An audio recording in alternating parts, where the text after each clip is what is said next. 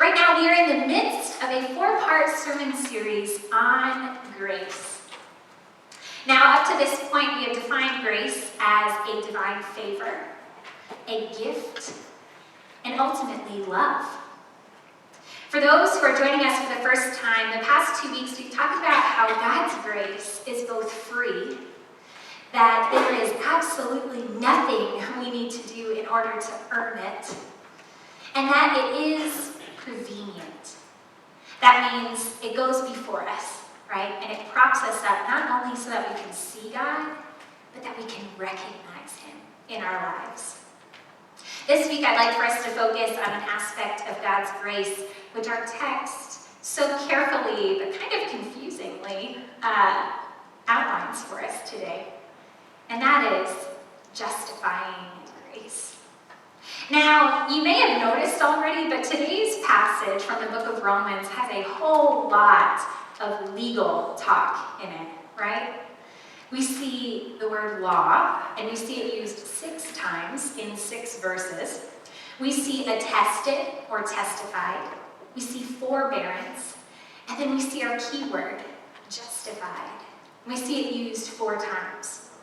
Among other words that we typically associate with a courtroom, this passage seems to contain a whole lot of legality in it.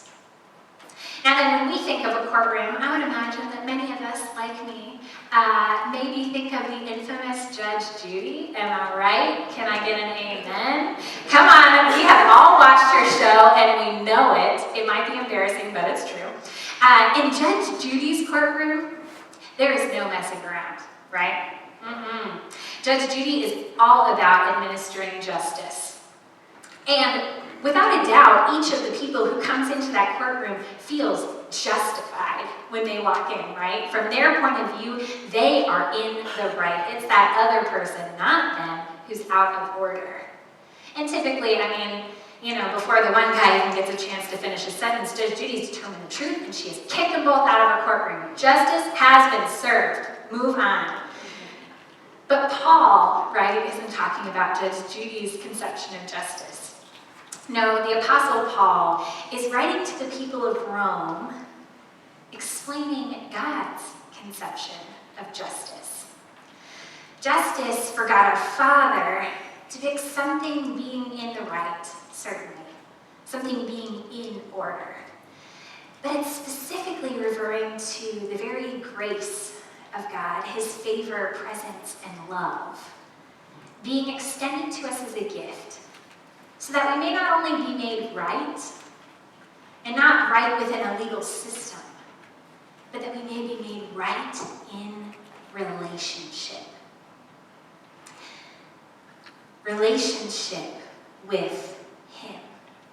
But how, right? How can we be justified? And at what cost? What does it cost me? But more importantly, why do I even need to be justified? What is it that you need to be justified for? We all do the best that we can, right? We're all relatively good people, and we're sitting here in church, for goodness sake, on a Labor Day weekend. I think that speaks to the character of who we are.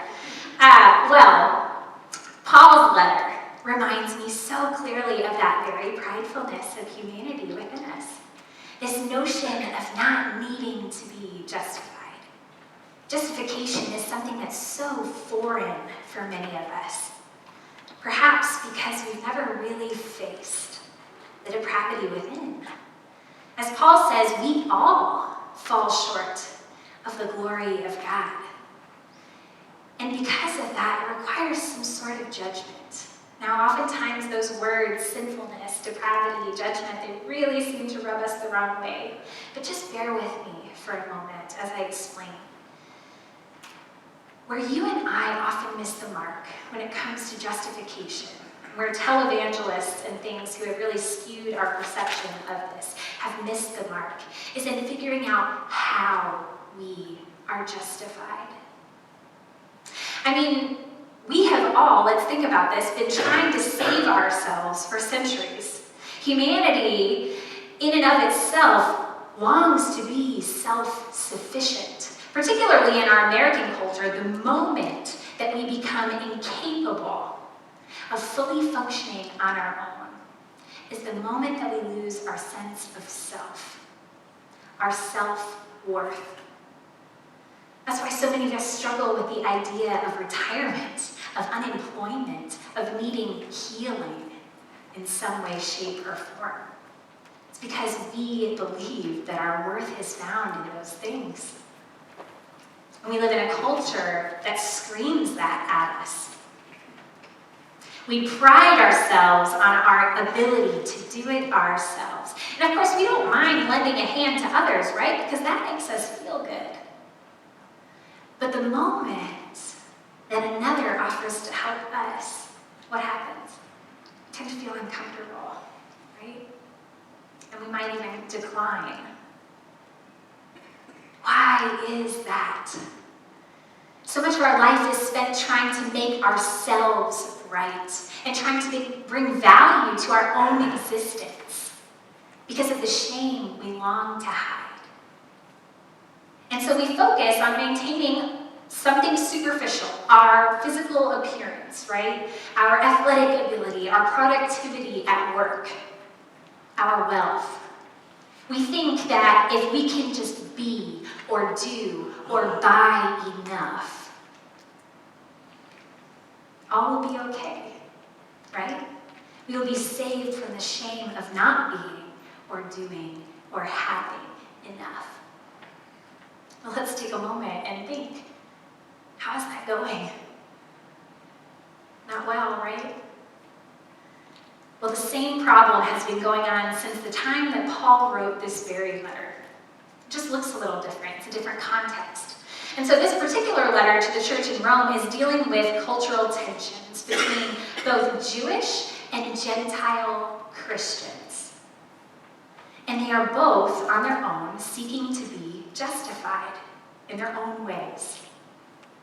These two bodies of Christianity desperately needed radical reconciliation and cultural sensitivity toward one another, to be honest. The people of Jewish descent at the time, they believed that they were saved by God's grace, but they believed that it was their birthright. They inherited that grace. Now, Jewish Christians, along that same line, but on another hand, knew that they were saved by this grace, not because of their heritage, but because of Christ. Now, the point of separation between the Jewish Christians and the Gentile or non-Jewish Christians is the notion of how the Gentiles would be welcomed into that grace, welcomed into the fold. What would they have to do, right? What would they have to do, say, or be in order to justify their admittance?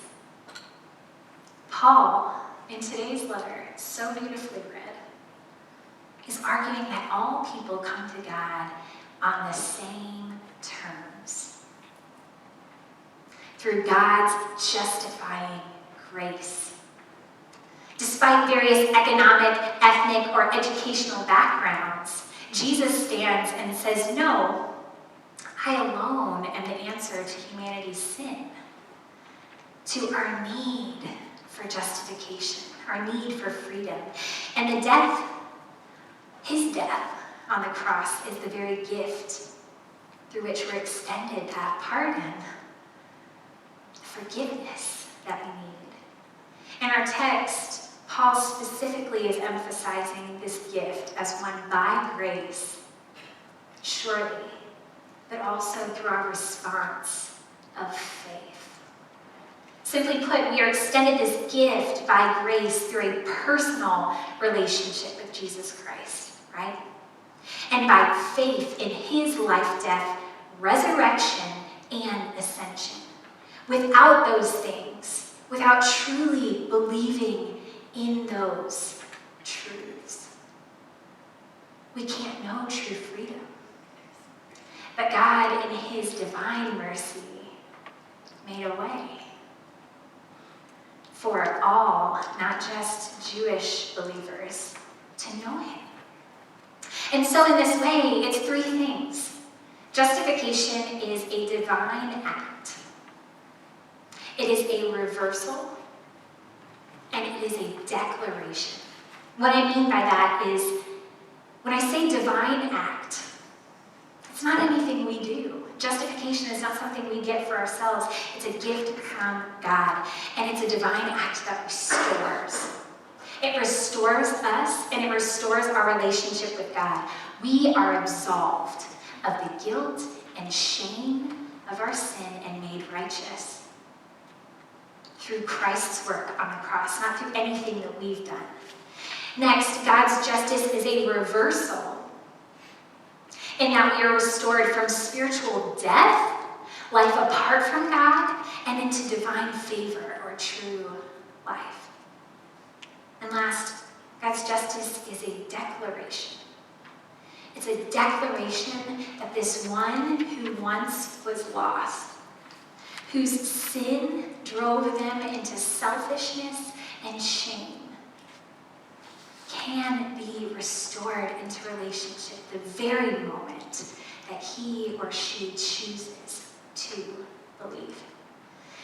And these all seem like heady concepts, right? They all seem like far-off notions, and they're easy for us to kind of dismiss as theological concepts that don't really apply to our real lives.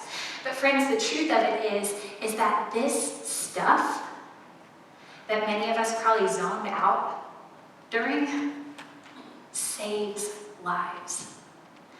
I'm a living testament to that. Many of you don't know my testimony, except for maybe the SPRC bits of the Ad Council. But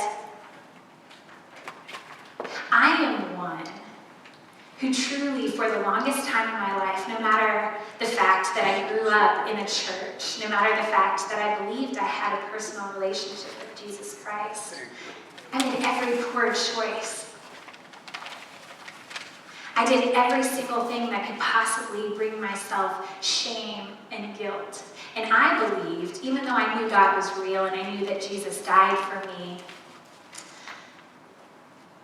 that doesn't mean that he could truly love me,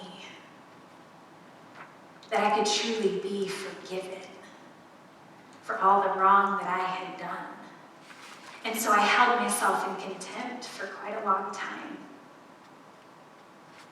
But there came a moment in my life where I understood what it meant to be forgiven. On the way to Buford this morning, Cody and I serve a second church over in Buford, and on the way there, one of my most favorite songs, Broken Vessels, it's by Hillsong, if any of you have any idea who that is. And it is my life's anthem. It is this beautiful song about what it means for a broken vessel to be made whole. And for that vessel to be filled with God's love, not so that it can be for itself, but so that it can be poured out for those around it. And the freedom that can be found in allowing God to pick up your pieces and put you back together. And so justification is not something that I took for myself. Justification is a gift that God gave me, and knowing that I am a child of God. Justification, therefore, is the work that God does for us. It is a gift, but friends, it is not the summit of our journey. No, in fact, it is the base of the mountain at which we stand. It's not the house itself, it is the door to enter. God's grace extended to us in this way is difficult, right? It was difficult for me to accept, and it's difficult for many of us to believe that there's nothing we can do. It seems too good to be true, right? That's why it took me so long. And so I found myself coming up against God and him saying to me, stop trying to justify yourself. Stop it.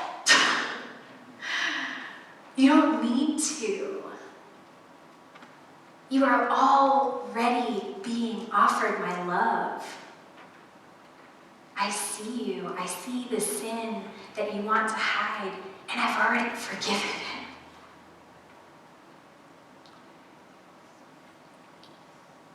There's nothing we can do to buy or earn that love. It's a gift. The word of the cross is not, if you do this, if you jump through this hoop, then I will love you. No. While we were yet helpless, at the right time, God died for the ungodly. For the ungodly. God sees past all of those masks that we put on to try and hide who we are ashamed of. And he loves us anyway. He loves us anyway. Now I want to make sure before we wrap up our time this morning that we all grasp one pivotal element of justification. So let's take another trip back to the courtroom. But this time, Judge Judy isn't the one presiding. It's God our Father. And we are the defendants, and let's say that Moses is the accuser. No offense to him, he's just the one who God entrusted with the law, right? So, and the internal witness is the conscience. Now we, the defendants, are so blessed because we have an advocate who stands and speaks for us. And that advocate is Jesus Christ, right? And our salvation through justification, the grace which forgives, is then like an acquittal. And for those who aren't familiar, an acquittal is when a defendant is instantly relieved of all charges. However, this person, given an acquittal, assumes, the acquittal itself assumes that the defendant has done no wrong, right? This isn't the case in the instance of justification. That's the minor difference, but the infinitely important difference. That justification through God's grace, we, although we have done wrong, although we ought to have punishment, we have been pardoned. In God's divine mercy, he says, I saw your sin, but it is no longer connected to you. You are freed and good.